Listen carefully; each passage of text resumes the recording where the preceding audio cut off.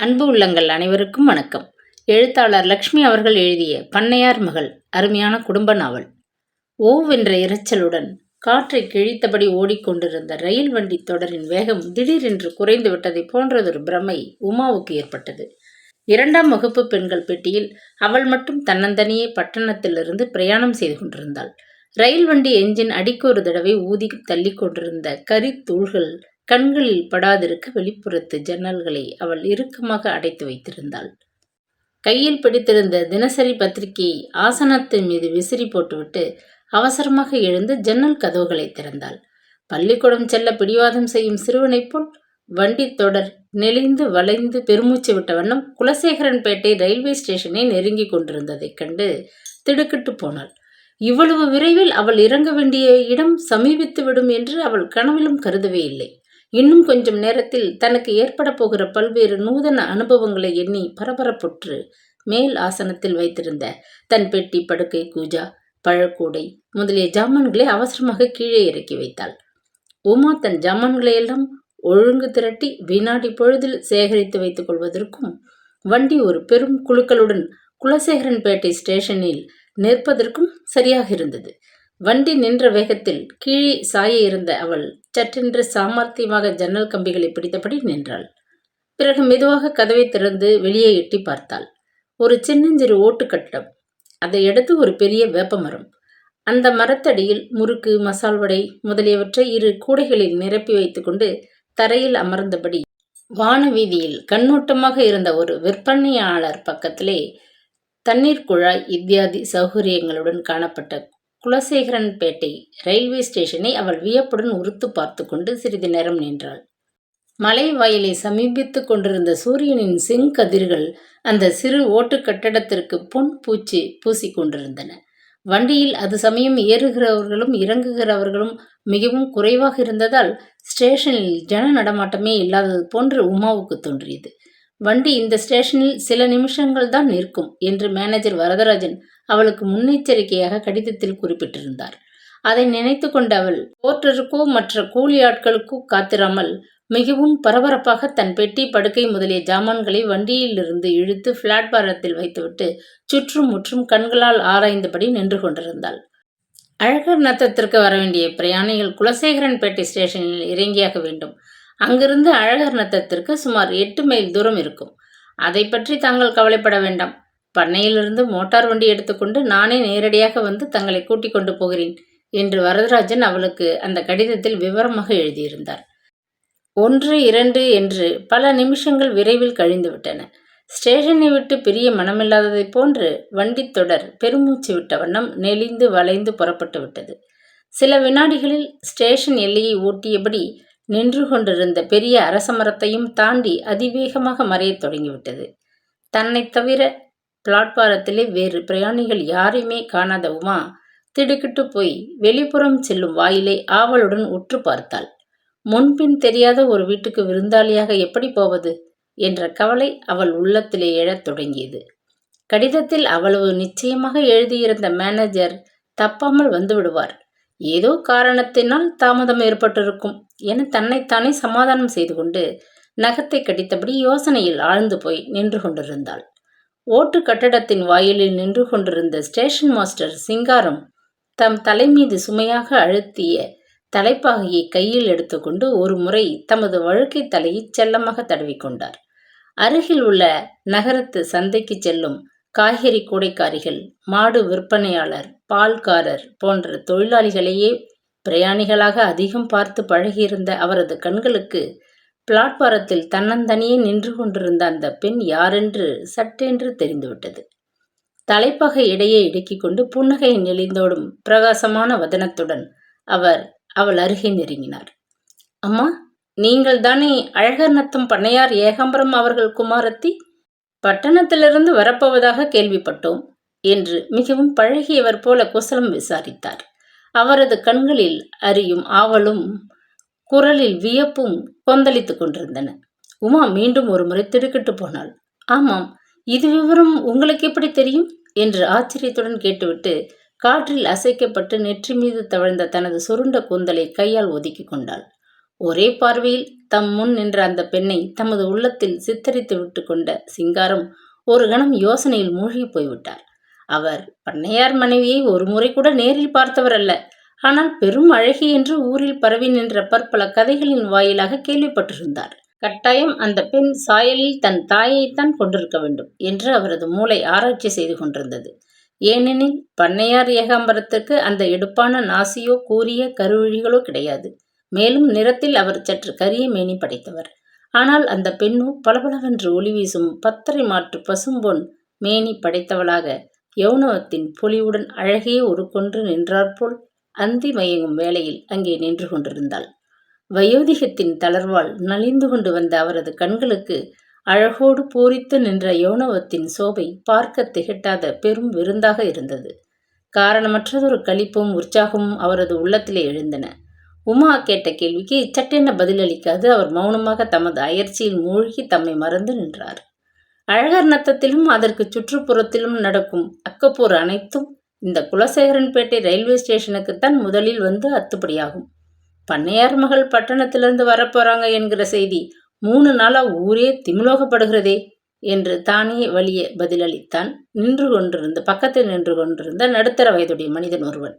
அவனது உடை அலங்காரத்திலிருந்து அவன் ரயில்வே ஊழியர்களில் ஒருவன் என்பதை ஊகித்து கொண்ட உமா அதற்கு பதில் ஏதும் கூறவில்லை. சிந்தனை உலகிலிருந்து விழித்து கொண்ட சிங்காரம், வண்டி வரப்போகும் நேரத்தை கூட நான் சரியாக குறிப்பிட்ட மேனேஜர் ஐயாவிடம் கொடுத்தேன். நேற்று ராத்திரி அவர் இங்கிருந்து என்னோடு வெகு நேரம் பேசி கொண்டிருந்தார். அவர் இந்த மாதிரி காரியங்களில் நேரத்தை மிகவும் கண்டிப்பாக அனுசரிக்கிற மனிதர். 5 மணிக்கு வண்டி என்று சொன்னால் வண்டி ஒரு சமயம் 5 நிமிஷம் முன்னோ பின்னோ வந்தாலும் வருமே ஒழிய டான் என்று 5 அடிக்கும்போது வரதராஜன் ஸ்டேஷன் பிளாட்பாரத்தில் ஆஜராகிவிடுவார். வண்டி வந்த அரை மணி நேரமாகியும் அவரை இங்கு காணாதது எனக்கு ரொம்ப ஆச்சரியமாக இருக்கிறது. ஒரு சமயம் பண்ணையார் உடம்புக்கு என்று முடிக்காது பேச்சை நிறுத்திவிட்டு உமாவின் முகத்தை மிகவும் பரிதாபமாக பார்த்தார். பிறந்ததிலிருந்து அன்று வரை ஒரு தடவை கூட கண்களால் பார்த்தறியாத தன் தந்தையின் தேக நிலையை பற்றி உமா மிகவும் கவலைப்பட்டாள் என்றால் அது முற்றிலும் பொய்யாகும். இதுவரை கண்டறியாத தந்தையை முதலாக சந்திக்கப் போகிறோம் என்ற நினைவில் அவளது உள்ளத்தில் ஒரு பரபரப்பு ஏற்பட்டிருந்தது வாஸ்தவம்தான். ஆனால் அதில் துயரத்திற்கோ வருத்தத்திற்கோ சிறிதும் இடம் இருக்கவில்லை. எனினும் தனது விசித்திரமான மனப்போராட்டத்தை அவள் வெளியே காட்டிக்கொள்ள விரும்பவில்லை. ஆகவே எனக்கு ஒன்றும் விளங்கவில்லை என்று பூடகமாக முணுமுணுத்துவிட்டு தன் முகத்தை மறுபுறம் திருப்பிக் கொண்டாள். அது சமயம் காற்றின் ஊடே குப்பென்று ஏதோ ஒரு புஷ்பத்தின் மனம் மிதந்து ஓடி வந்து அந்த சிறு ஸ்டேஷன் முழுவதையும் வியாபித்து கொண்டது. அடடா, நம்ம தம்பி ரங்கதுரை வந்திருக்கிறாரே என்று ஆச்சரியத்துடன் கூவியபடி ஸ்டேஷன் மாஸ்டர் சிங்காரம் யாரையோ உற்சாகமாக வரவேற்றார். அதை கேட்டு உமா ஆவலுடன் அந்த பக்கம் திரும்பி பார்த்தாள். சில்க் ஜிப்பா மீது ஜரிகை அங்கவஸ்திரம் புரண்டு வர காலில் அணிந்திருந்த புத்தம் புதிய பாதரட்சை பலமாக சப்திக்க உயரமும் உயரத்திற்கேற்ற பருமனுமாக தென்பட்ட ஒரு யௌனவ புருஷன் பிளாட்பாரத்துக்குள் நுழைந்து அவர்கள் அருகே வந்தான். வாசனை மலரின் சுகந்தம் முன்னைவிட அதிகமாக அருகில் வீசுவதை உணர்ந்த உமா தலையை நிமிர்த்தி அந்த வாலிபனை ஏற இறங்க பார்த்தாள். தாங்கள்தான் திருமதி உமா மகேஸ்வரி அவர்கள் என்று நினைக்கிறேன். தங்களை சிறிது நேரம் காக்க வைத்ததற்கு மன்னிக்க வேண்டும் என்று மிகவும் பவ்யமாக கூறிவிட்டு கை குவித்து நமஸ்கரித்தான் அந்த வாலிபன். வாசனை மலரின் நறுமணத்திற்கு காரணபூதமாக இருந்த அந்த வாலிபனை ஆச்சரியத்துடன் உற்று பார்த்தாள் உமா. ஆமாம், தாங்கள் யார் என்று கேட்டாள். வெற்றிலை காவியேறிய 32 பற்களும் தெரிய மந்தகாசம் செய்த வண்ணம் அருகில் நின்று கொண்டிருந்த சிங்காரம் அவளுக்கு பதிலளிக்க வேண்டிய தொல்லையை விட்டு வைக்கவில்லை. பண்ணை மேனேஜர் வரதராஜன் அவர்களின் ஏக புத்திரன் ரங்கதுரை இவர்தான். இந்த வருஷத்துடன் என்ஜினியர் படிப்பை முடித்துக்கொண்டு ஊருக்கு வந்திருக்கிறார் என்று அறிமுகம் செய்துவிட்டு, ஏன் தம்பி ரங்கதுரை, பண்ணையாருக்கு உடம்புக்கு இப்பொழுது எப்படி இருக்கிறது என்று கவலை தோய்ந்த குரலில் விசாரித்தார். உமாவை நேரடியே பார்த்து பேச அஞ்சுகிறவன் போல் ரங்கதுரை சிங்காரம் பக்கம் திரும்பி நின்று கொண்டான். குரலை மிகவும் தாழ்த்தி கொண்டு, இன்று பிற்பகல் பண்ணையாருக்கு திடீரென்று உடம்புக்கு அதிகமாகிவிட்டது. அப்பா காரை எடுத்துக்கொண்டு பெரிய டாக்டரை நகரத்திலிருந்து அழைத்து வரப் போயிருக்கிறார். அதனால்தான் என்னை வில்வண்டியுடன் ஸ்டேஷனுக்கு அனுப்பியிருக்கிறார் என்று மெல்ல தடுமாற்றத்துடன் மொழிந்தான். நேற்று ராத்திரி உன் தந்தையோடு நான் பேசிக்கொண்டிருந்த போது அவர் பண்ணையார் உடம்பு குணமாகி வருவதாக என்னிடம் சொன்னார். நான் அப்பவே நினைத்தேன், அது சரியாகிவிட்டது. அணையும் தீபம் சுடர்விற்று எரியும் என்பார்கள். அதுபோல சில நாட்களாக அவர் உடல்நிலை தேறுவது போல் போக்கு காட்டிவிட்டு கடைசியில் ஏமாற்றி விட்டது போல் இருக்கிறது. இந்த அம்மா தன் பெற்ற தகப்பனாரை இதுவரை பார்த்ததே கிடையாது. ஊரிலிருந்து அவரை உயிரோடு காண ஓடோடி வந்திருக்கிறார்கள். பெரியவர்கள் செய்த புண்ணியத்தில் கடுகளவாவது இருந்து இவர்களுக்கு தந்தையின் முக தரிசனம் கிட்ட பாக்கியம் இருக்கட்டும் என்று விரக்தியாக கூறிவிட்டு சிங்காரம் நீண்டதொரு துயர பெருமூச்செறிந்தார். திடீரென்று உடல் முழுவதும் தீப்பற்றி எரிவது போன்றதொரு உணர்ச்சி உமாவுக்கு ஏற்பட்டது. அவளுடைய பெற்றோரின் இடையே வெகு காலமாக நிலவியிருந்த மனஸ்தாபம் ஊரறிந்த பெரிய ரகசியமாக இருப்பதை உணர்ந்ததும் அவள் அவமானத்தினால் ஒரு வினாடி உடல் குன்றி போய்விட்டாள். முகத்திலே துளிர்த்த வியர்வையை சட்டென கைக்குட்டையினால் துடைத்து கொண்டு, நாம் புறப்படலாமே, சீக்கிரமாக செல்வது நலம் என நினைக்கிறேன் என்று ரங்கதுரையிடம் பதட்டமாக சொன்னாள். மின்சாரத்தினால் தாக்குண்டவன் போல ரங்கதுரை இதை கேட்டு துள்ளி அப்பால் நகர்ந்தான். மன்னித்துக் கொள்ளுங்கள், புறப்பட இதோ ஏற்பாடு செய்கிறேன் என்று அவளுக்கு வினயமாக பதில் அளித்துவிட்டு ஸ்டேஷன் வாயிலுக்கு விரைந்தோடினான். பேச்சுமுத்து, காளியப்பா, அங்கே என்ன வேடிக்கை? ஓடி வந்து ஜாமான்களை எடுத்து வண்டியில் வையுங்கள், நேரமாகிறது என்று உரத்த குரலில் தன் கூட வந்த 2 ஆட்களை நோக்கி உத்தரவிட்டான். சிறிது பொழுதில் வண்டியின் முன்பகுதியில் தன் உடலை ஒடுக்கியபடி உமா அமர்ந்திருக்க, பின்பகுதியில் வெளியே கால்களை தொங்கவிட்டு கொண்டு குறுக்கு கம்பி மீது சாய்ந்தபடி ரங்கதுரை உட்கார்ந்திருக்க, பண்ணையாரின் பச்சை நிற வில்வண்டி அழகர் நத்தத்தை நோக்கி ராஜபாட்டை மீது ஜில் ஜில் என்று சலங்கை நாதத்தை எழுப்பியவாறு விரைந்து கொண்டிருந்தது. சூரியன் மலை வாயிலின் எல்லைக்குள்ளே புகுந்து விட்டதனால் எங்கும் அந்தகாரம் லேசாக பரவத் தொடங்கிவிட்டது. அது சமயம் எதிர்ப்புறமாக மிக வேகமாக படபடவென்ற சப்தத்துடன் புழுதியை கிளப்பிய வண்ணம் ஒரு மோட்டார் சைக்கிள் வாகனம் வந்து கொண்டிருந்தது. வண்டியோட்டி பேச்சுமுத்து மிரண்டு கொண்டு சாலை ஓரம் ஓட எத்தனித்த காங்கேயத்து காளைகளின் மூக்கணாங்கயிற்றை பிடித்து பலமாக இழுத்து நிறுத்தினான். கண்முஞ்சி தெரியாம வண்டியை இப்படி ஓட்டாவிட்டால் குடியா முழுகிவிடும். நல்ல மனிதன் இவன். ஒரு கணத்தில் எல்லோரையும் எமலோகத்திற்கு அனுப்ப பார்த்தானே என்று கோபத்துடன் சீறியபடி வண்டியிலிருந்து ரங்கதுரை வெளியே குதித்தான். சில கஜ தூரம் மேலே ரஸ்தாவில் சென்று மோட்டார் சைக்கிள் வாகனம் திடீரென்று நின்றது. அதன் மீது அமர்ந்திருந்த யோனோ புருஷன் தொப்பென ஆசனத்திலிருந்து இறங்கி வண்டி அருகே ஓடி வந்தான். மிஸ்டர் ரங்கதுரை, மன்னிக்கவும், மிகவும் அவசரமாக சென்று கொண்டிருக்கிறேன். சற்று தவறி இருந்தால் இன்று பெரும் விபத்தில் நாம் அனைவரும் சிக்கியிருப்போம். பிசகு என்னுடையது, மிக வருந்துகிறேன் என்று படபடவென்று கூறிவிட்டு வந்த அதே வேகத்தில் திரும்பச் சென்று தன் வாகனத்தின் மீது பாய்ந்து ஏறிக்கொண்டான். அந்தி பரப்பின் என்ற இருளில் அந்த மனிதனின் முகம் உமாவுக்கு நன்றாக புலப்படவில்லை. எனினும் அவனை அவள் முன்பு எங்கேயோ ஒரு முறை சந்தித்திருப்பது போன்ற ஒரு நினைவு ஏனோ அது சமயம் ஏற்பட்டது. பாக்தா திருடன் மன்னிப்பு கோர வந்து விட்டான். ஒரு நாள் இல்லாவிட்டால் ஒரு நாள் இவனது பகல் வேஷம் ஊருக்கு அம்பலமாக போகிறது என்று மிகவும் ஆத்திரமாக கூவிய ரங்கதுரை பற்களை கடித்துக்கொண்டு வண்டியில் ஏறி உட்கார்ந்தான். உமா எதற்கும் பதிலே சொல்லவில்லை. அவளது சிந்தனை பல்வேறு விஷயங்களில் அந்த சமயம் சென்று வியாபித்திருந்ததனால் அவள் மௌனமாக வெளிப்புறத்தை வெறித்து பார்த்து கொண்டு உட்கார்ந்திருந்தாள். தாங்கள் பயப்பட்டு விட்டீர்களா? வீணான ஒரு அதிர்ச்சி இவ்வாறு ஏற்பட்டதற்கு நான் மிக வருந்துகிறேன் என்று அனுதாபத்துடன் பகிர்ந்தான் ரங்கதுரை. இதற்கெல்லாம் சுலபத்தில் பயந்துவிடும் பயந்தாங்கொல்லி அல்ல நான் என்று பதிலளித்த உமா புன்முறுவல் செய்தாள். ஏதோ பெரிய ஹாஸ்யத்தை கேட்டு ரசித்தவன் போல் கடகடவென்று வாய்விட்டு சிரித்தான் ரங்கதுரை. வண்டி மீண்டும் வேகமாக அழகர் நத்தம் ராஜபாட்டையில் ஓடத் தொடங்கியது. அழகர் நத்தத்தின் எல்லை ஆரம்பத்திலேயே முதல் வீடாக பண்ணையார் ஏகாம்பரத்தின் மாளிகை அமைந்திருந்தது. சற்று தொலைவில் இருந்து வந்த சதங்கை ஒளியை கேட்டதும் வாயில் காக்கும் பொன்னப்பன் அதுவரை சுவாரஸ்யமாக மென்று கொண்டிருந்த வெற்றிலை கத்தியை காரி ஒரு புறம் உமிழ்ந்துவிட்டு தலையில் சுற்றியிருந்த முண்டாசு துணியை அவிழ்த்து தோளில் போட்டுக்கொண்டான். சிறிதளவு மட்டுமே திறந்திருந்த வாயில் புறத்து இரும்பு கதவுகளை நன்றாக திறந்து வைத்துவிட்டு இருபுறமும் அலங்காரமாக அமைக்கப்பட்டிருந்த சிமெண்ட் தூண்கள், உச்சியில் தொங்கிய புஷ்ப கொத்துகள் போன்ற மின்சார விளக்குகளை எரியவிட்டான். பளிச்சென்று ஜோதிமயமாக நாலாபுரமும் ஒளி வீசி எறிந்த அந்த விளக்குகளின் வெளிச்சம் நடைபாதை மீது வெகு தூரம் வீசிக்கொண்டே இருந்தது.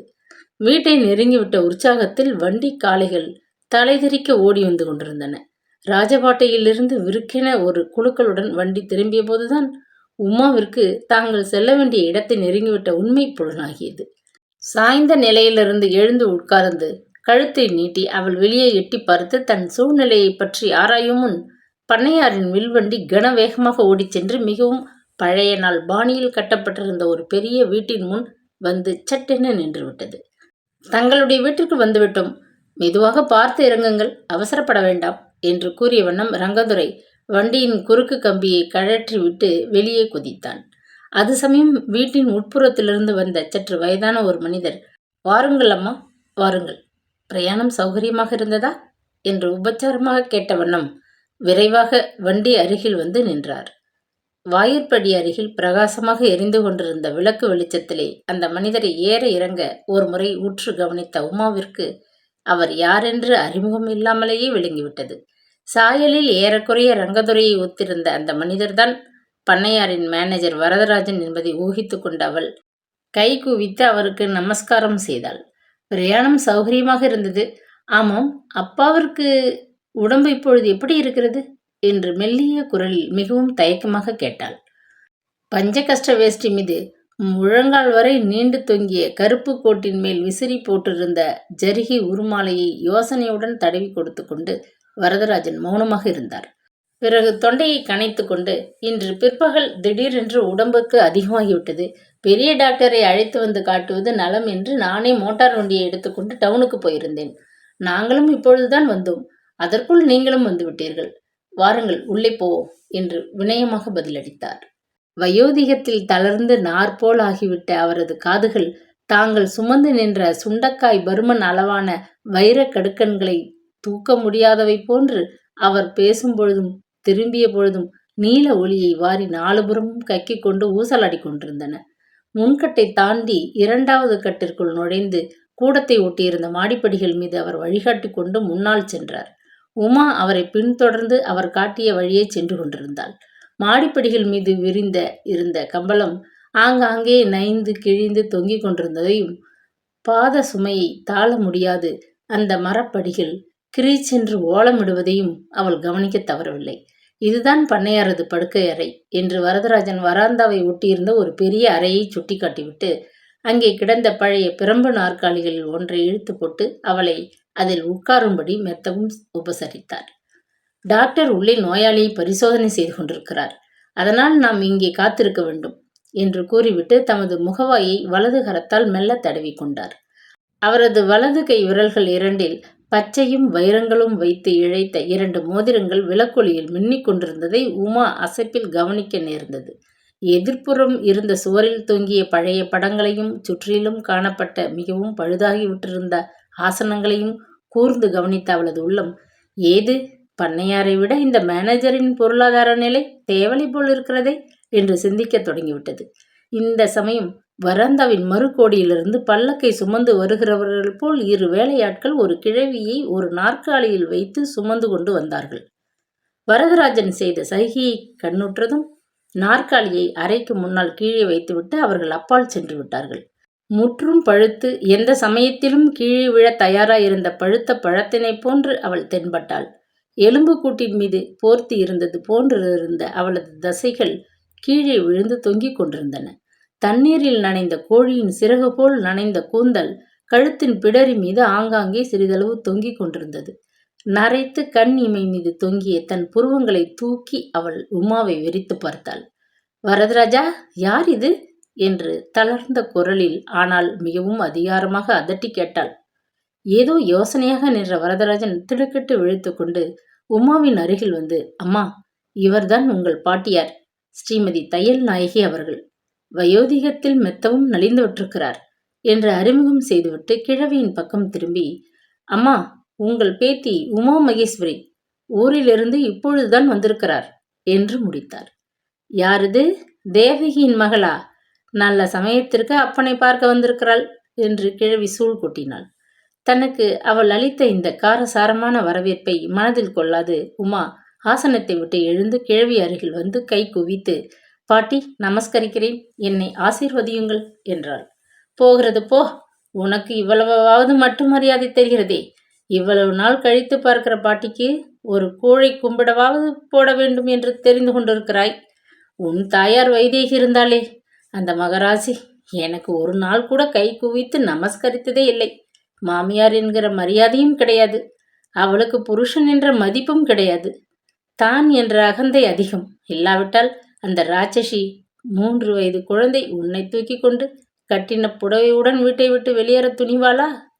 20 வருஷம் என் மகனது வாழ்வே பாழாகி போச்சு. எத்தனையோ முறை சொன்னேன், வேறொரு பெண்ணை கட்டிக்கொள் என்று. முட்டிக்கொண்டேன். அவன் கேட்டால்தானே. ஆமாம், கடைசியில் அந்த அகங்காரி காச நோயில் செத்து விட்டாளாமே. வரதராஜன் சொன்னார். இல்லாவிட்டால் எனக்கு என்ன தெரிய போகிறது என்று நீண்டதொரு பிரசங்கத்தை முடித்துவிட்டு உமாவை மீண்டும் ஒரு முறை வெறிக்க பார்த்தாள் தையல் நாயகி. வருஷங்கள் பல சென்றும் பாட்டியாருக்கு தன் தாயின் மீது ஏற்பட்டிருந்த வன்மம் குறையவில்லை என்பதை உணர்ந்து கொண்ட உமாவின் உள்ளம் மிக்க வேதனையுற்றது. ஏதோ சொல்ல அவள் வாய் எடுக்கும் முன் அறையின் கதவை திறந்து கொண்டு வைத்தியர் வெளியே வந்தார். ஒரு சிறு பீங்கான் கிண்ணத்தில் மருந்து நீரை சுமந்த வண்ணம் பயபக்தியுடன் ஆங்கிலோ இந்திய தாதி பெண் ஒருத்தி அவருக்கு பின்னால் அறையிலிருந்து வெளிப்பட்டாள். டாக்டர் ஐயா, என் மகனுக்கு உடம்பு இப்ப எப்படி இருக்கிறது? சொல்லுங்கள். ஐயா, பிழைப்பானா மாட்டானா? அவனுக்கு முந்தி நான் போகக்கூடாதா? நான் ஏன் இதையெல்லாம் பார்த்து கொண்டிருக்க வேண்டும் என்று யாரும் பேசும் முன் தையல் நாயகி பிரலாபித்துவிட்டு வாய்விட்டு அழ ஆரம்பித்தாள். குனிந்து மிகவும் கவனமாக காகிதத்தில் மருந்து விவரங்களை எழுதி கொண்டிருந்த வைத்தியர் பொறுமையற்றவராக விருக்கென அவள் அருகே வந்தார். இப்படி இறைந்து கூச்சல் போடாதீர்கள். நோயாளிக்கு நிசப்தம் அவசியம். என்னால் முடிந்ததை செய்கிறேன். உயிரை கொடுக்கும் வித்தை எனக்கு தெரியாதே.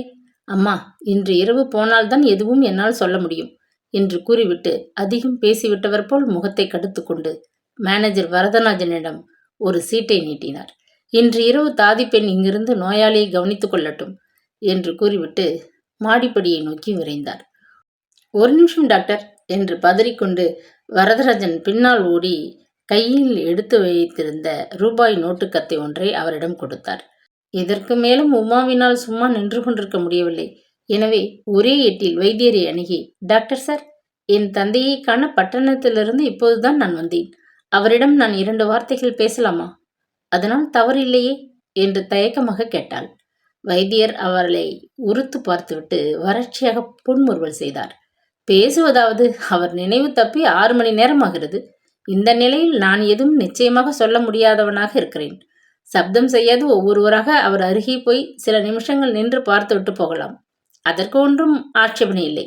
ஆனால் யாரும் அந்த அறையில் அழுது கூச்சல் போட்டு ரகளை செய்யக்கூடாது என்று பதிலளித்துவிட்டு வேகமாக கீழே இறங்கி சென்றார். வரதராஜன் வைத்தியரை வழி அனுப்பிவிட்டு மீண்டும் மாடிப்பக்கம் வந்தார். முதலில் தையல் நாயகி தன் மகனை பார்க்க விரும்பவே ஆட்கள் அவள் வீட்டில் இருந்த நாற்காலியை தூக்கி கொண்டு அறைக்குள் அழைத்துச் சென்றார்கள். நோயாளிக்கு படுக்கையை சரிபடுத்தி கொண்டிருந்த தாதி பெண் பார்த்த பார்வையில் கிழவி தன் தொண்டையில் எழ இருந்த பிரலாபத்தை அடக்கி கொண்டாள். சிறிது நேரம் சென்றதும் வரதராஜன் உத்தரவுப்படியே ஆட்கள் நாற்காலியை சுமந்து கொண்டு அறையை விட்டு வெளியே சென்றார்கள். அடுத்தபடியாக மேனேஜர் முன் செல்ல உமா பின்னால் மிகவும் தயங்கி கொண்டு தன் தந்தையின் அறைக்குள் நுழைந்தாள். பிறந்ததிலிருந்து அன்று வரை ஒரு முறையேனும் காணாத தந்தையை பார்க்கப் போகிறோம் என்ற நினைப்பில் அவளது இருதயம் படபடவென்று அடித்து கொண்டது. இனம் விளங்காத ஒரு சஞ்சலம் நெஞ்சத்தை அடைத்துக் கொள்ளவே கண்களில் நீர் பெருக அறையின் மத்தியில் கிடந்த பெரிய மஞ்சத்தருகே வந்து நின்றாள். வெட்டி சாய்ந்த நெடுமரம் போல ஏகாம்பரம் படுக்கை மீது தம் நினைவின்றி கிடந்தார். அவரது மாநிற மேனி நோயினால் கருத்து காணப்பட்டது. தயிரை கடையும் ஒளியைப் போன்று நெஞ்சிலிருந்து எழுந்த சிரமமான சுவாசத்தை தவிர அவரது உடம்பில் அசைவே தென்படவில்லை. சிறிது நேரம் தன்னை பெற்ற தந்தையே உற்று பார்த்து கொண்டு நின்ற உமா வரதராஜன் மெல்ல நகர்வதைக் கண்டு அறையை விட்டு மனவேதனையுடன் வெளியே வந்தாள். கீழே செல்வோம், வெந்நீர் தயாராக இருக்கிறது. ஸ்நானத்தை முடித்து கொண்டதும் கொஞ்சம் ஆகாரம் அறிந்துவிட்டு களைப்பார நீங்கள் சிறிது நேரம் தூங்கியாக வேண்டும் என்று மேனேஜர் நினைப்பூட்டியதும் உமா கீழே இறங்கிச் சென்றாள். பின்கட்டிற்கு அடுத்தபடியாக இருந்த பெரிய ஸ்நான அறையில் பிரம்மாண்டமானதொரு பித்தளை அண்டாவில் சூடான வெந்நீரை நிரப்பி வைத்துக்கொண்டு ஒரு வேலைக்கார பெண் அவளுக்காக காத்திருந்தாள். இந்த மாதிரியான ஆச்சார உபச்சாரங்கள் உமாவுக்கு பழக்கமில்லை. எனவே அவள் விரைவில் ஸ்நானத்தை முடித்துக்கொண்டு வேற்றுடை அணிந்து கொண்டு போஜன அறைக்கு வந்தாள். இதுவரை வாயிலேயே நின்று கொண்டு தவம் புரிந்து கொண்டிருந்த ரங்கதுரை இப்பொழுது தன் தந்தையுடன் அங்கே பிரசன்னமாகியிருந்தான். அவர்கள் இருவரும் அவள் வருகைக்காக அங்கே காத்திருந்தார்கள். வழுவழுப்பான சிவப்பு சிமெண்ட் பூசிய தரை மீது சமையற்காரன் 3 தலைவாழை இலைகளை போட்டு போஜன வகைகளை வேகமாக பரிமாறத் தொடங்கினான். மேனேஜர் வரதராஜன் உமாவின் அருகில் அமர்ந்து கொண்டார். இது உங்கள் தோட்டத்தில் வளர்ந்த கத்திரிக்காய் அம்மா. சிறுமணி சம்பா அரிசி பண்ணையார் வீட்டு செலவிற்காக பிரத்யேகமாக பயிரிடப்பட்டது. வீட்டில் காய்ச்சிய புத்துருக்கு பசும் நெய் தாராளமாக போட்டுக்கொள்ளுங்கள் என்று அடிக்கடி உபசரித்து அவளை உற்சாகமூட்டி கொண்டிருந்தார். மேனேஜரும் அவரது மைந்தனும் நன்றாக போஜனத்தை சுவைத்து சாப்பிட்டார்கள். உமாவுக்கும் நல்ல பசிதான். ஆனால் அவளுக்கு இருந்த மனநிலையில் அவளால் ஒரு கவலம் கூட உணவை சரியாக உட்கொள்ள முடியவில்லை.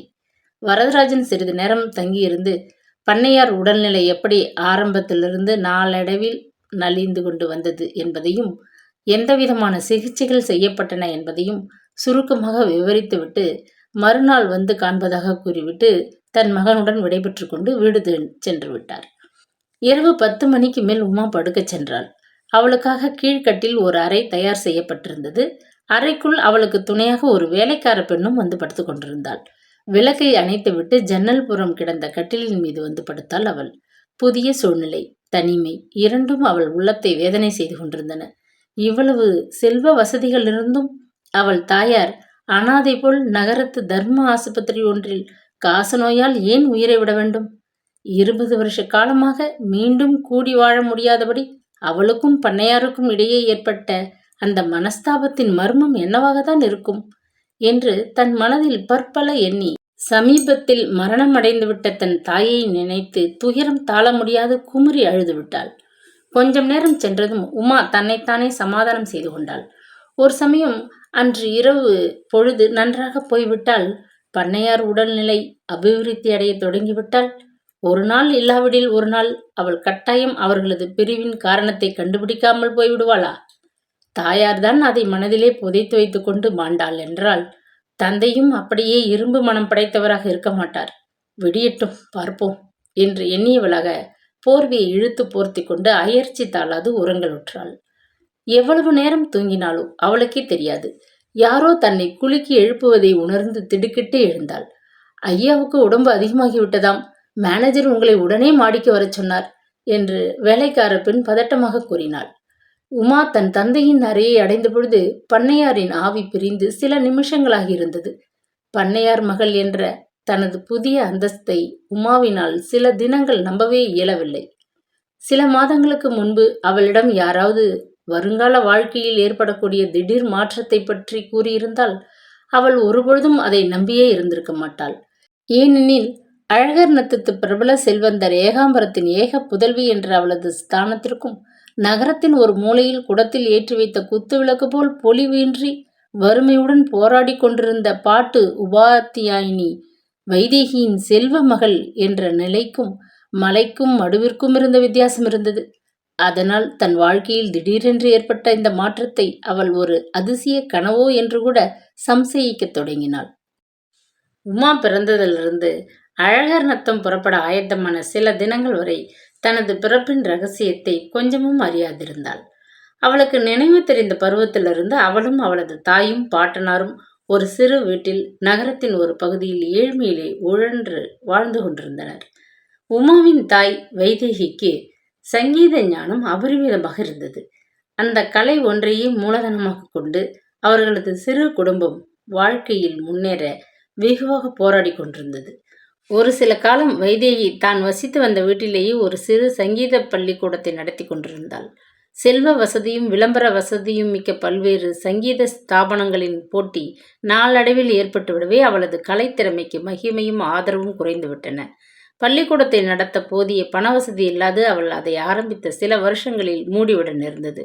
வயோதிகத்தினால் தளர்ந்து நலிந்து போனதே வைதேகியின் தந்தை உமாவின் 12வது வயதில் திடீரென்று மாரடைப்பினால் இறந்து போனார்.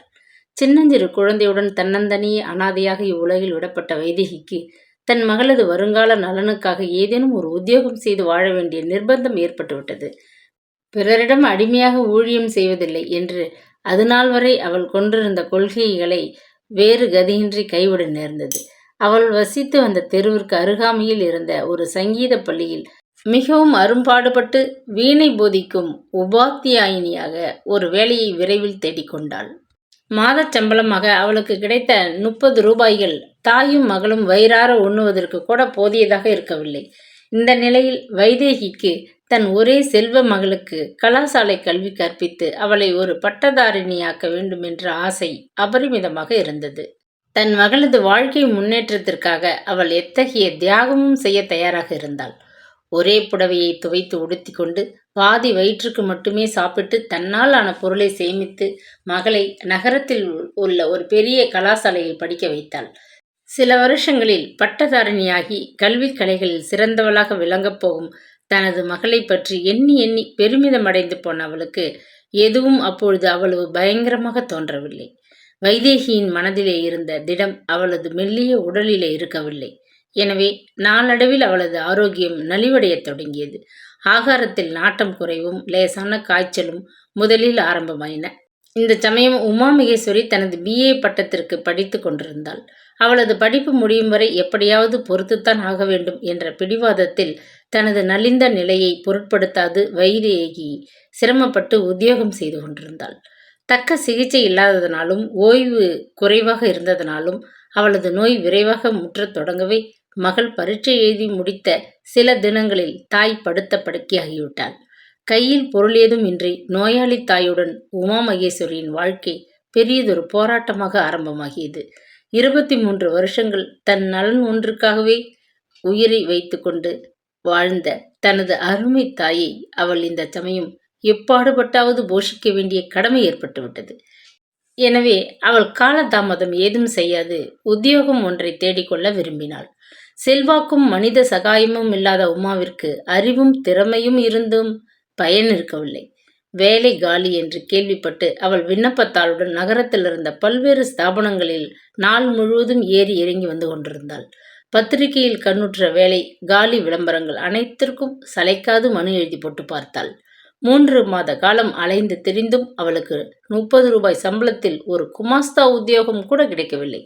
நோயாளியான தாயாருக்கு டானிக் மருந்துகள் ஏதும் வாங்கி கொடுத்து சிகிச்சை செய்ய முடியாவிட்டாலும் வயிறு நிறைய உணவேனும் கொடுத்து காக்க வேண்டியது முக்கியம் என்ற நிர்பந்த நிலையில் உமாவிற்கு ஒரு வழியும் புலனாகவில்லை.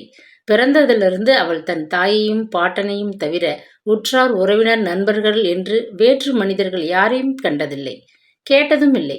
வைதேகி தான் உண்டு தன் வீடு உண்டு என்று சமுதாயத்திலிருந்து ஒதுங்கி வாழ்ந்தவள். தன் மகளை அழைத்து கொண்டு அவள் தெருவில் இருந்த பக்கத்து வீட்டுக்கு கூட போனவள் அல்ல. அதுபோல் அக்கம் பக்கத்தவர்கள் சிநேகிதத்தையோ உறவையோ அவள் ஒருபொழுதும் வேண்டியதும் கிடையாது. எனவே செல்வத்திலே திளைத்து கொண்டு சுகபோக வாழ்க்கையில் இப்படி தனக்கு ஒரு தந்தை உயிருடன் இருக்கிறார் என்ற உண்மை உமாவுக்கு தெரியவே தெரியாது. 5 வயது அறியா சிறுமியாக இருக்கையில் ஒரு முறை அவள் தாயார் அவளுக்கு ஒரு விஷயம் கூறினாள். பொருள் தேடி வர ரங்கூனுக்கு அவளது தந்தை புறப்பட்டு சென்றார் என்றும் அங்கேயே திடீரென்று நோய்வாய்ப்பட்டு இறந்து போனார் என்றும் அவள் கூறியிருந்தாள். இந்த கூற்றை அவள் பூரணமாக நம்பியதனால் தந்தை என்ற நினைவையே நெஞ்சத்திலிருந்து அகற்றிவிட்டு தாய் ஒருத்தியை பாசமுடன் நேசித்து வாழ்ந்து கொண்டிருந்தாள். உதவி செய்ய உற்றார் உறவினர் என்று யாருமே இல்லாததனால் வேறு வழியின்றி வேலை கிடைக்கும் வரை உமா தங்கள் வீட்டில் தங்களுக்கு சொந்தமாக இருந்த 2 பாத்திரங்கள், ஜாமான்கள், நகைகள் முதலியவற்றை ஒவ்வொன்றாக விற்று குடும்பத்தை நடத்தத் தொடங்கினாள். விற்று பணமாக்க லாயக்கான பொருள்கள் அனைத்தும் விற்றாகிவிட்டன. இனி நாளைக்கு என்ன செய்வோம் என்ற பயங்கரமான நிலை ஏற்பட்ட பொழுது வைதேகியின் உடல்நிலை மிகவும் அபாயகரமாக தொடங்கிவிட்டது. இனி அவளை வீட்டில் இருத்தி கொண்டு பணிவிடைகள் செய்து பயனில்லை என்று உணர்ந்த உமா ஒரு நாள் காலை தன் தாயை ஒரு வண்டியில் ஏற்றிக்கொண்டு நகரத்து தர்ம ஆஸ்பத்திரி ஒன்றில் கொண்டு போய் சேர்த்து விட்டாள். வைதேகியை பரிசோதனை செய்து பார்த்த வைத்தியர் தலையை அசைத்து விட்டார். 1 வருஷத்துக்கு முன்பே தக்க சிகிச்சைகள் செய்திருக்க வேண்டும் என்றும் காசநோய் முற்றிவிட்டதனால் பிழைப்பது துர்லபம் என்றும் உண்மையை பச்சையாக மகளிடம் எடுத்து கூறிவிட்டார். தனது அருமை தாய் சில தினங்களில் மரணம் அடைந்து விடக்கூடும் என்பதை உணர்ந்து கொண்ட உமாவின் உள்ளம் பட்ட பாட்டை விவரிக்கவே இயலாது. 23 வயது பெண்ணாக வாட்ட சாட்டமாக வளர்ந்திருக்கும், கலாசாலை கல்வி கற்றிருந்தும் தன்னால் தன் தாயாருக்கு ஒரு வகையிலும் கடமை புரிய இயலாது போய்விட்டதை எண்ணி அவள் கண்ணீர் உகுப்பதைத் தவிர வேறு வழியில்லாதிருந்தது. ஆஸ்பத்திரியில் அனுமதிக்கப்பட்ட 7வது தினம் வைதேகியின் உடல்நிலை மிகவும் அபாயகரமாகிவிட்டது. அன்று காலையிலிருந்து அவளால் சரியாக சுவாசிக்க கூட முடியவில்லை. தனது நினைவு முழுவதும் மங்கி நிலைமை மோசமாகும் முன் தன் மகளிடம் அவள் முக்கிய விஷயத்தை கூறிவிட விரும்பினாள். எனவே அன்று காலை தன்னை காண ஆஸ்பத்திரிக்கு வந்த மகளை வைதேகி அன்புடன் அழைத்து தன் படுக்கை மீது அமரும்படி செய்தாள். மகளது இரு கரங்களையும் சிறிது நேரம் மெல்ல தடவிக்கொண்டு, உமா, மரணப்படுக்கையிலே இருக்கும் உன் தாயாரை நீ மன்னிப்பாயா என்று தாபத்துடன் தடைபட்ட குரலில் மெல்ல கேட்டாள். இத்தகைய ஒரு கேள்வியை தாயிடமிருந்து எதிர்பார்க்காத உமா திடுக்கிட்டு மெய் பதறிப்போனாள். அம்மா, மன்னிப்பது எதற்கு? ஏன் இப்படி பேசுகிறீர்கள் என்று பதட்டமாக வினவினாள். தாயினது பலவீன நிலைமையும் அவள் முகத்திலே படர்ந்து நின்ற துயரத்தையும் கண மகளால் சகிக்கவே முடியவில்லை. உமாவின் அகன்ற இரு விழிகளிலும் கண்ணீர் பெருகி கன்னங்களின் மீது வழிந்தோடியது. வைதேகி தளர்ந்த தனது இரு கரங்களையும் தூக்கி அன்புடன் மகளின் கண்ணீரை மெல்ல துடைத்தாள். குழந்தாய், அழாதே. 20 வருஷ காலமாக உனக்கு நான் ஒரு பெரும் துரோகம் செய்துவிட்டிருக்கிறேன். எவ்வளவோ செல்வத்திலும் சிறப்பிலும் வாழ வேண்டிய உன்னை எனது கர்வத்தின் காரணமாக வறுமையில் உழல விட்டேன். உண்மையை அறிந்ததும் நீ என் மீது மனக்கசப்பு அடையாது மன்னித்திடுவாயானால் என் ஆத்மா சாந்தி அடையும். கண்ணே, உன்னை மன்னிப்பேன் என்று வாக்கு கொடு. உன்னிடம் இன்று ஒரு உண்மையை கூறப்போகிறேன் என்று திணறினாள். உமாவின் நெஞ்சு துயரத்தின் சுமையை தாளாது வெடித்துவிடும் போல குமுறியது. தாய் சொல்லப்போகும் உண்மை என்னவாக இருக்கும் என்று அவளால் ஊகிக்க முடியாததனால் கலவரும் பீதியும் ஒருங்கிய எய்தி, அம்மா, நீங்கள் என்னை வளர்த்து ஆளாக்கப்பட்ட பாட்டிற்கு என் உடலில் உள்ள ஒவ்வொரு அணுவும் தங்களுக்கு பெரிதும் கடமைப்பட்டுள்ளது. இந்த நிலையில் நான் மன்னிப்பது என்பதற்கே இடமில்லை. எனினும் உங்கள் மனம் சாந்தி அடைவதற்காக சத்தியமாக சொல்கிறேன், உண்மை எதுவாக இருந்த போதிலும் உங்களை மன்னித்து விடுவேன். கவலைப்படாதீர்கள் என்று ஆறுதலாக கூறிவிட்டு தாயை அணைத்து கொண்டாள். கண்களை திரையிட்டு பார்வையை மறைத்த தன் கண்ணீரை வைதேகி சிரமப்பட்டு அடக்கி கொண்டாள். உமா, என் செல்வமே, உனது தந்தை இறந்துவிட்டார் என்று இதுகாரும் நீ என் பேச்சை கேட்டு நம்பி வந்தாயல்லவா? அது பொய். உன் தந்தை உயிருடன் இருக்கிறார் என்று திணறிவிட்டு பேச முடியாது நிறுத்தினாள். திகைப்பும் ஆச்சரியமும் அடைந்த உமா, அப்படியே அம்மா என்று ஆவலுடன் கூவினாள். சுமார் 20 வருஷங்களுக்கு முன்பு அவரிடமிருந்து நான் பிரிந்து தனியே வாழ வெளியே புறப்பட்டு விட்டேன். அப்பொழுது நீ 3 வயது குழந்தை. உன்மேல் கொண்டிருந்த கரை காணாத பாசத்தினால் உன்னை உன் தந்தை எவ்வளவோ வேண்டியும் அவரிடம் வளர்ந்து வர அனுப்ப மறுத்துவிட்டேன். உன் பாதுகாப்புக்காக அவர் செய்து வந்த உதவிகளை ஏற்க மறுத்துவிட்டேன். அவர் அளிக்கும் ஒரு செப்பு தம்புடி கூட உன் வளர்ச்சிக்காக உபயோகிக்க கூடாது என்ற பிடிவாதம் எனக்கு அப்பொழுது தீவிரமாக இருந்தது. என் வயிற்றிலே 10 மாதம் சுமந்து என்னால் போஷிக்கப்பட்டு கண்ணின் கருமணியாக நான் நேசித்து என் மகளை நானேதான் பாடுபட்டு வளர்த்து ஆளாக்க வேண்டும் என்ற ஆத்திரம் என் உள்ளத்தில் அபரிமிதமாக இருந்தது. என் ஆசையாலும் என் பிடிவாதத்தாலும் ஏற்பட்ட வறுமைக்கு உன் இளமையை நான் பலியிட்டேன். அதனால் மாற்றியுடுக்க ஆடையின்றி வயிறார சாப்பிட உணவு கூட இன்றி என்னோடு நீ வீணாக ஏழ்மையிலே இதுவரை உழல நேர்ந்தது. ஆனால் கண்ணே உமா, நீ கோபமடையாதே, என் மீது மனத்தாங்கல் கொள்ளாதே. உன்னை பிரிந்து ஒரு கணமும் என்னால் வாழ முடியாதபடி உன் அன்பு என்னை உன்பால் இறுக்கி சங்கிலி போட்டு பிணைத்து வைத்து கொண்டிருந்தது. எவ்வளவோ முறை உன் க்ஷேமத்தின் பொருட்டு உன் தந்தை வசம் உன்னை ஒப்படைக்க நான் எண்ணியதுண்டு. ஆனால் அடுத்த கணம் அந்த எண்ணம் என் மனதை விட்டு ஓடிவிடும். உன் பொருட்டு நான் எவ்வளவோ தியாகங்கள் செய்ய தயங்கியதில்லை. ஆனால் கண்ணி உமா, உன்னை பிரிந்து வாழ மட்டும் என்னால் முடியவில்லை. அந்த தியாகத்தை உயிரோடு என்னால் செய்யவே முடியவில்லை. என் மனோபாவம் உனக்கு இப்பொழுது விளங்காது. ஒரு தாயின் உள்ளத்திலே குழந்தை மீது எத்தகையதொரு பாசம் ஏற்படும் என்பதை நீ ஒரு தாயாகும்போது அறிந்து கொள்வாய். இப்பொழுது உனக்கு என் மீது உண்மை அறிந்து வெறுப்பு ஏற்பட்டாலும் அப்பொழுது நீ என்னை மன்னித்து விடுவாய் என்ற துயரத்துடன் திணறினாள். தாயின் கண்களில் பெருகி ஓடிய கண்ணீரை மெல்ல உமா துடைத்து விட்டாள். அம்மா, நடந்தது என்னவாக வேண்டுமானாலும் இருக்கட்டும். இது சமயம் நீங்கள் மனதை அலட்டிக்கொண்டு இப்படி சஞ்சலப்படுவது நல்லதல்ல என்று அன்புடன் தேற்றினாள். இருமி தொண்டையை சரிப்படுத்திக் கொண்டு வைதேகி மேலே பேசலுற்றாள். நடுக்கடலிலே எந்த நிமிஷமும் மூழ்கிவிட தயாராக இருக்கும் ஒரு மனிதன் அருகில் மிதக்கும் துரும்பை கூட ஆதாரமாக பிடித்துக் கொள்ள விரும்புவான் அல்லவா? அதுபோல் துயரக்கடலிலே மூழ்கி தத்தளித்துக் கொண்டிருந்த எனக்கு நீ ஒருத்திதான் வாழ்விலே ஒரு பிடியாக ஆதரவாயிருந்தாய். மனசாந்தியையும் அமைதியையும் உன் குளிர்ந்த முகத்திலே நான் கண்டேன். கண்ணங்குழியும் உன் சிரிப்பிலே திருப்தியையும் மகிழ்ச்சியையும் அனுபவித்தேன். அதனால் என் சுயநலம் காரணமாக உனது வாழ்விலே வலிய வந்த அதிர்ஷ்டத்தை நான் வெறுத்து ஒதுக்கி தள்ளினேன். நான் மகாபாவி. ஆனால் கண்ணி உமா, இந்த உலகில் நான் ஏதாவது ஒரு பிசகு செய்திருப்பேனானால் ஒன்றே ஒன்றைத்தான் என் மீது சுமத்த முடியும். உன்னை நான் என் உயிரை விட அருமையாக ஒவ்வொரு கணமும் நேசித்தேன். அதுதான் நான் செய்த பிசகு என்று படபடவென்று பேசிவிட்டு துக்கம் தாளாது விம்மி அழுதாள். இதையெல்லாம் கேட்ட உமாவின் உள்ளம் துயரத்தை தாள முடியாது குமுறி கொந்தளித்தது. வறுமையிலே வாடி துயரம் ஒன்றையே இதுநாள் வரை அனுபவித்து வாழ்ந்த தன் தாயை மார்போடு சேர்த்து அணைத்து கொண்டாள். அம்மா, அழாதீர்கள். உங்களைத் தவிர அன்போடு நேசிக்க எனக்கு மட்டும் யார் இருக்கிறார்கள்? உங்களை விட இனிய தாயை நான் 7 ஜென்மத்திலும் எந்த தவத்தின் பயனாலும் அடைய முடியாது. நடந்தது நடந்துவிட்டது, அதையெல்லாம் நாம் மறந்து விடுவோம் என்றாள். ஒருவாறு தன்னை சமாதானப்படுத்திக் கொண்டு வைதேகி தொடர்ந்து பேசலானாள். உனது தந்தை உயிருடன் இருக்கிறார் என்று சொன்னேனே ஒழிய யார் என்று நீ கேட்கவில்லையே என்று மகளை வியப்புடன் கேட்டாள். அவர் யார் என்று அறிந்து கொள்ள வேண்டியது அவசியமல்ல என்று நினைத்ததால் கேட்கவில்லை அம்மா என்றாள் உமா. இல்லை கண்ணி, நீ நினைப்பது தவறு. அவர் யார் என்று இந்த சமயம் நீ அறிந்து கொள்ள வேண்டியது அவசியம். அழகர் நத்தம் பண்ணையார் ஏகாம்பரம் அவர்கள்தான் உனது தந்தையார். முறைப்படி என்னை மணந்து விரைவில் பிரிந்த என் கணவர். அவருடன் மனஸ்தாபப்பட்டு கொண்டு பிரிந்து வெளியேறிய போது இடையே சில காலம் எங்களுக்குள் சமாதானம் ஏற்பட இரு சாரார் பக்கத்திலிருந்தும் உறவினர்கள் தூது நடந்து கொண்டிருந்தனர். அதன் விளைவாக நான் ஓர் ஒப்பந்தத்திற்கு கட்டுப்பட்டேன். அதாவது, எனது இறுதி காலத்தின் போது உன்னை அவர் வசம் ஒப்படைத்துவிட்டு போய்விட வேண்டும்.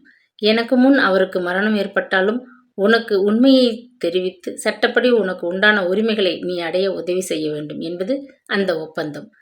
என்னுடைய இறுதி காலம் வெகு விரைவில் சமீபித்து கொண்டு வருவதை நான் அறிவேன். அதனால் உன்னை உன் தந்தை வசம் ஒப்படைக்க ஏற்பாடு செய்ய வேண்டியது என் கடமை.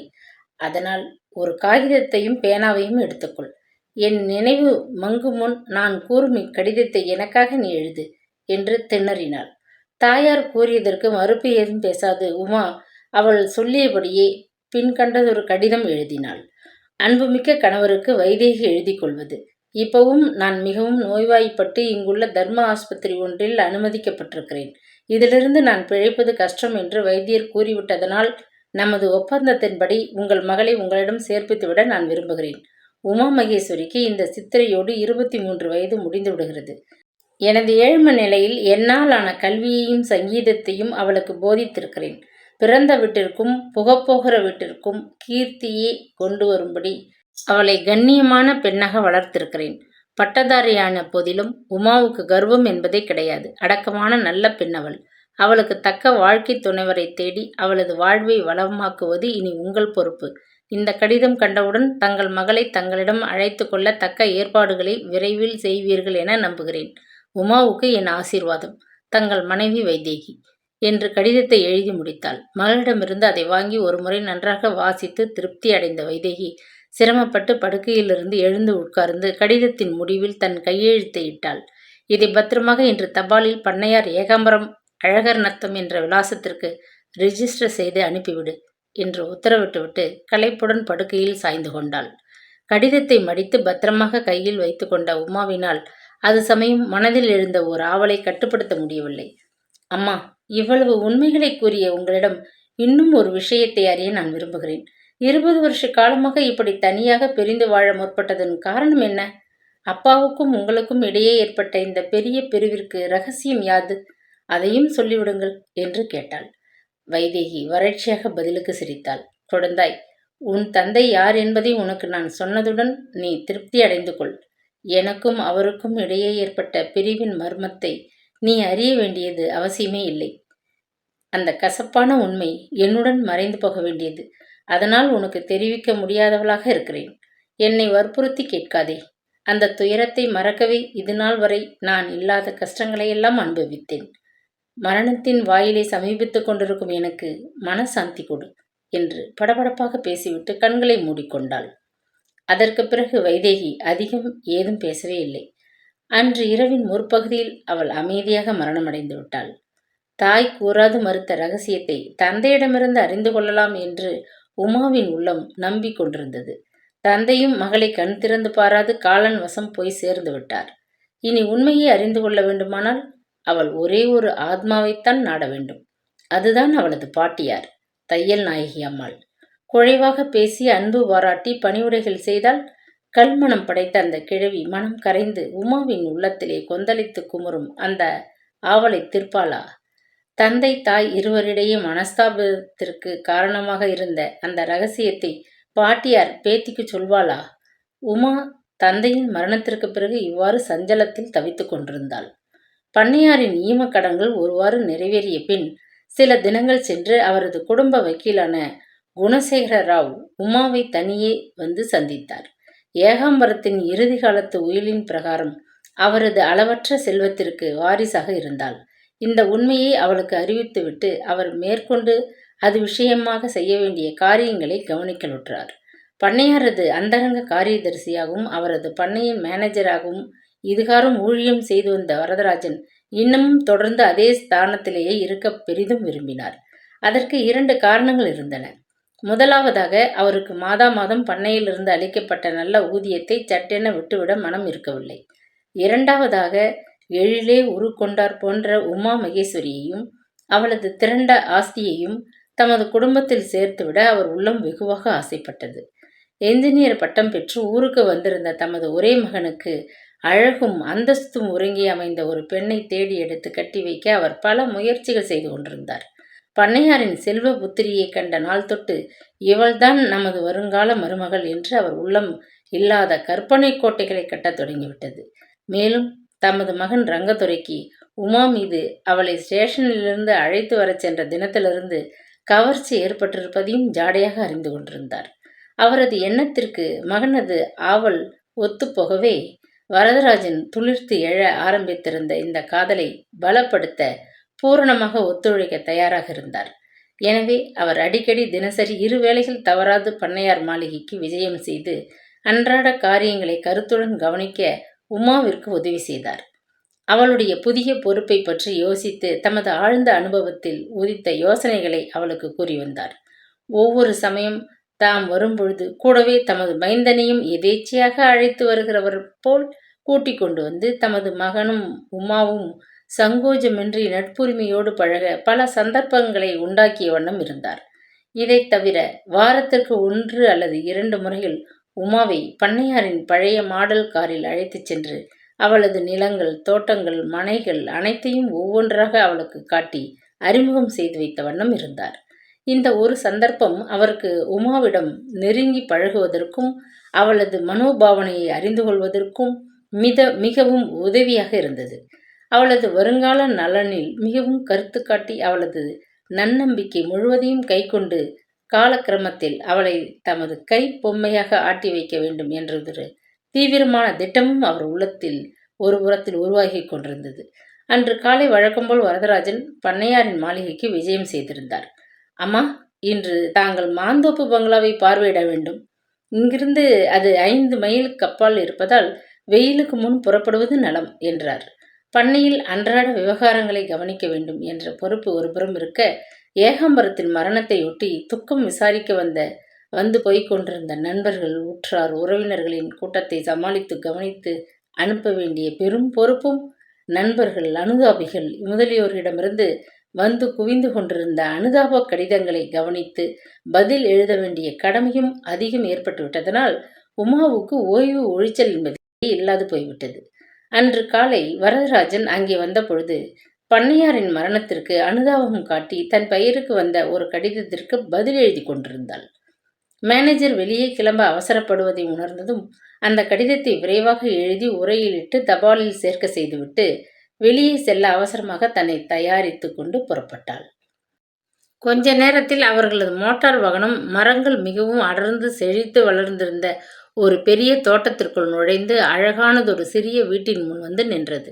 கோடை கால துவக்கத்தின் அறிகுறியாக உக்கிரமாக வீசிக்கொண்டிருந்த சூரியனின் கிரணங்களை தாழ முடியாது துடித்து கொண்டிருந்த உமாவிற்கு அந்த தோட்டத்திற்குள் வந்ததும் உதகமண்டலத்திற்கோ கொடைக்கானலுக்கோ திடீரென்று போய் சேர்ந்து விட்டதை போன்ற ஒரு பிரமிப்பு ஏற்பட்டது.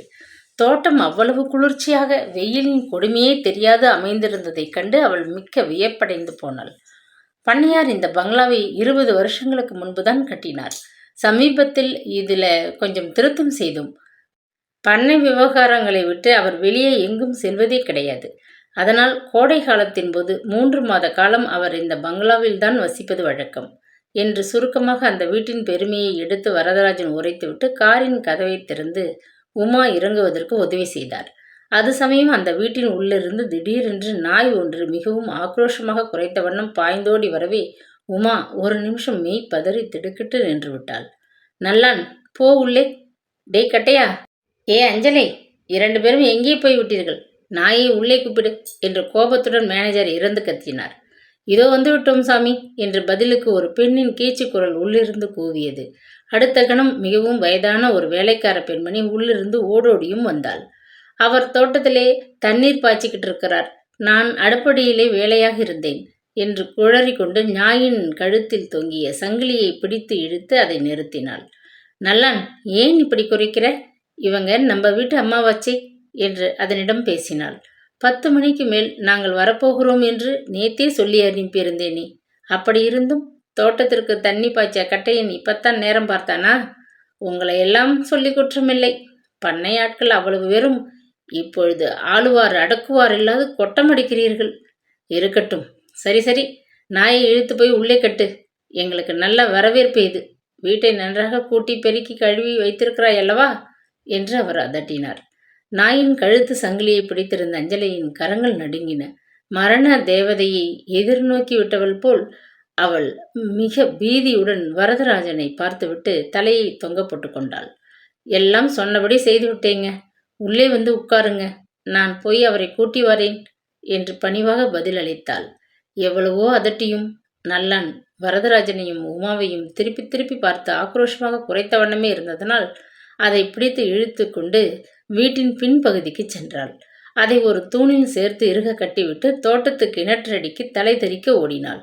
இந்தாங்க, உங்களைத்தானே. பண்ணையார் மகளும் மேனேஜர் ஐயாவும் வந்து விட்டாங்க. ஐயா ரொம்ப கோபமாக இருக்கிறார். ஓடியாங்க என்று பதட்டமாக அவள் கூவினாள்.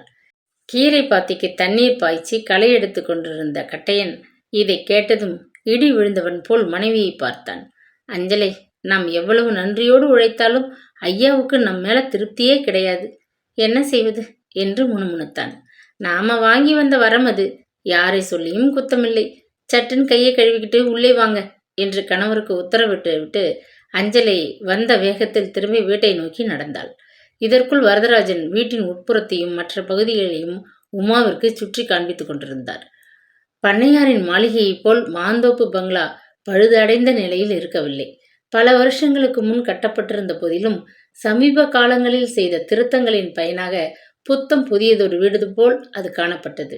கண்ணுக்கு குளுமையான நீல வர்ணம் பூசிய சுவர்களும் பளிங்கு கற்கள் பாவிய தரையும் அந்த வீட்டை மிகவும் கவர்ச்சிகரமானதாக தோற்றுவித்தன. பண்ணையார் உபயோகித்த படுக்கை அறையில் மின்சார விசிறி, ரேடியோ, மிருதுவான பஞ்சனை போன்ற வசதிகள் காணப்பட்டன. வீட்டின் பின்னால் சமையல் விடுதி என்று கட்டப்பட்டிருந்த பகுதியில்தான் அஞ்சலையும் கட்டையனும் வசித்துக் கொண்டிருந்தனர்.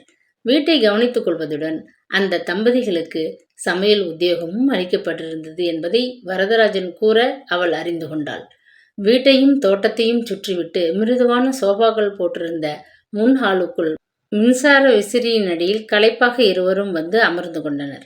சூடான பசும்பாலை 2 வெள்ளி டம்ளர்களில் ஊற்றி நிரப்பி மிகவும் பயபக்தியுடன் சுமந்து கொண்டு வந்து அஞ்சலை அவர்கள் அருகில் இருந்த மேஜை மீது வைத்தாள்.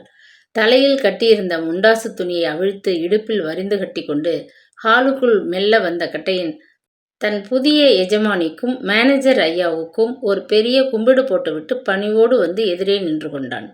எரித்து விடுகிறவர் போல் வரதராஜன் அவனை உறுத்து பார்ப்பதை கடைக்கண்ணால் கவனித்த உமாவுக்கு மெத்த வருத்தம் ஏற்பட்டது. கட்டையனது தள்ளாத வயதையும் உழைத்து ஓடாகிவிட்டிருந்த அவனது தளர்ந்த உடலையும் கண்டு அவள் மனம் இறக்கப்படவே மேனேஜர் அவனிடம் ஏதும் கடுமையாக பேசும் முன் அவர் கவனத்தை வேறு திக்கில் திருப்ப, இந்த வெயிலுக்கு சூடான பால் எதற்கு? குளிர்ந்த தண்ணீர் 1 டம்ளர் கிடைத்தால் நன்றாக இருக்குமே என்றாள் புன்முறுவலுடன். அப்படியா? தண்ணீர் எதற்கு? இங்கே தோட்டத்தில் நல்ல இளநீரே கிடைக்குமே என்று பதிலளித்த வரதராஜன் துள்ளி எழுந்தார். கட்டையா, இங்கே வா என்னுடன். அந்த மூளை தென்னை மரத்தில் ஏறி பெரிதான நல்ல காயாக 4 பறித்து போடு என்று உத்தரவிட்டு விட்டு அதை நேரடியாக கவனிக்க புறப்பட்டு தோட்டத்தின் மறுகோடியை நோக்கி விரைந்தார். வீதியே உருவாகி தயக்கமாக அருகில் நின்று கொண்டிருந்த அஞ்சலியை ஏற இறங்க ஒரு முறை கவனித்தாள் உமா. உள்ளத்தில் எழுந்த ஆவலை கட்டுப்படுத்த முடியாது. ஏனம்மா, நீயும் உன் கணவரும் இங்கே எத்தனை காலமாக வேலை செய்கிறீர்கள் என்று வினவினாள். ஆறுதலான வார்த்தைகளுக்கு ஏங்கி இருந்தவள் போல் அஞ்சலியின் கண்களில் கண்ணீர் பெருகி ஒழிந்தது. 30 வருஷமாக பண்ணையில் நானும் அவரும் வேலை செய்கிறோம் அம்மா என்று திணறிவிட்டு விக்கி அழத் தொடங்கினாள். தன்னுடைய ஒரு சிறு கேள்வி அந்த கிழவியின் உள்ளத்திலே பெரும் துயரத்தை கிண்டிவிட்டதை கண்ட உமாவுக்கு ஆச்சரியம் தாங்க முடியவில்லை. ஏனம்மா இப்படி வருத்தப்பட்டுக் கொள்கிறீங்க? உங்களுக்கு இங்கே என்ன குறை? என்னிடம் தாராளமாக கூறலாம். சம்பளம் போதவில்லை என்றாலும் அல்லது வேறு கஷ்டம் ஏதேனும் ஏற்பட்டிருந்தாலும் என்னிடம் நீங்கள் மனம் விட்டு கூறலாம். பண்ணையில் வேலை செய்யும் ஆட்படைகள் அனைவர் குறைகளையும் தீர்க்க வேண்டியது எனது முக்கிய கடமை என்றாள் பச்சாதாபத்துடன். அஞ்சலை கண்களை துடைத்துக்கொண்டு சுற்றுமுற்றும் பார்த்தாள். அம்மா, உங்கள் புண்ணியத்தில் சாப்பாடும் இருக்க இடமும் குறைவில்லாது பண்ணையிலிருந்து இதுவரை கிடைத்து கொண்டிருக்கிறது. ஆனால் அம்மா, எனக்கும் என் புருஷனுக்கும் வயசு அதிகம் ஆயிடுச்சு. எங்களால் இந்த வேலையை நல்லா கவனிக்க முன்போல் உடம்புல சக்தி இல்லை. அதனால இங்க 2 பேருக்கும் பென்ஷன் கொடுத்து அனுப்பிவிட்டால் மெத்த புண்ணியமாக இருக்கும்.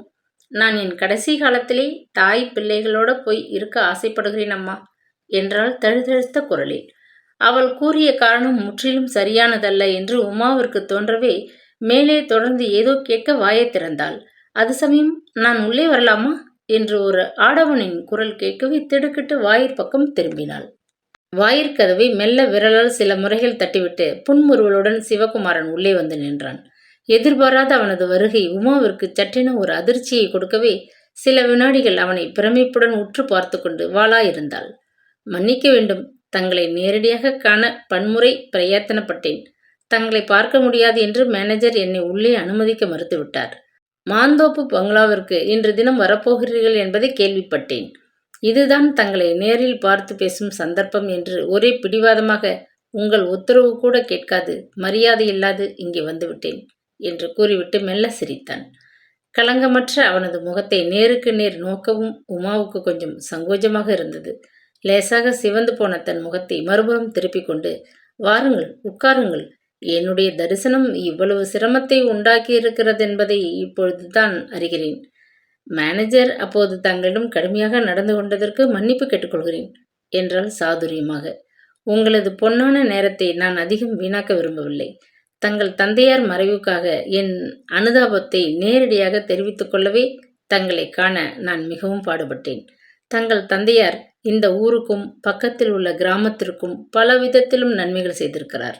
இந்த ஊர் கோவிலுக்கு அவர் செய்துள்ள காணிக்கைகள் பற்றியும் பக்கத்து கிராமத்து பள்ளிக்கூடத்திற்கும் தர்ம ஆஸ்பத்திரிக்கும் அவர் செய்துள்ள தர்மங்கள் பற்றியும் தாங்கள் இதுவரை அறிந்து கொண்டிருப்பீர்கள்.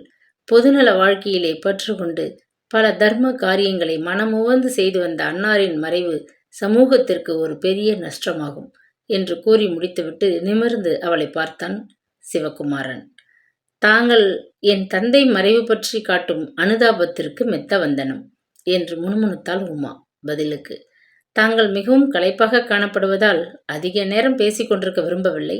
அதனால் விடைபெற்றுக் கொள்கிறேன். ஆனால் போகுமுன் ஒரு வேண்டுகோள். தங்களை மற்றொரு முறை சந்தித்து சில முக்கிய விஷயங்கள் பற்றி பேச விரும்புகிறேன். தங்களுக்கு அவைகளை கேட்க அவகாசம் கிடைக்குமா என்பதை தெரிவித்தால் என்று முடிக்காது எழுந்து நின்று கை கூப்பி வணங்கினான் அவன். மற்றும் ஒரு முறை என்ன, பல முறை வேண்டுமானாலும் சந்தித்து அந்த முக்கிய விஷயங்களை பற்றி பேச அறிய எனக்கு ஆட்சேபனை இல்லை. எப்பொழுது தங்களுக்கு அவகாசம் இருக்குமோ அதை குறிப்பிட்டு முன்கூட்டியே ஒரு கடிதம் என் விலாசத்திற்கு அனுப்பிவிட்டு வந்தால் தங்களை சந்திக்க சௌகரியமாக இருக்கும் என்று கம்பீரமாக பதிலளித்த உமா எழுந்து நின்று கை கூப்பி வணங்கி அவனுக்கு விடை கொடுத்தாள். சீவிய இளநீர் 2ஐயும் தாமே சுமந்து கொண்டு மூச்சு திணற உள்ளே வந்த வரதராஜனுக்கு அவனை கண்டதும் முகம் சுண்டி போயிற்று.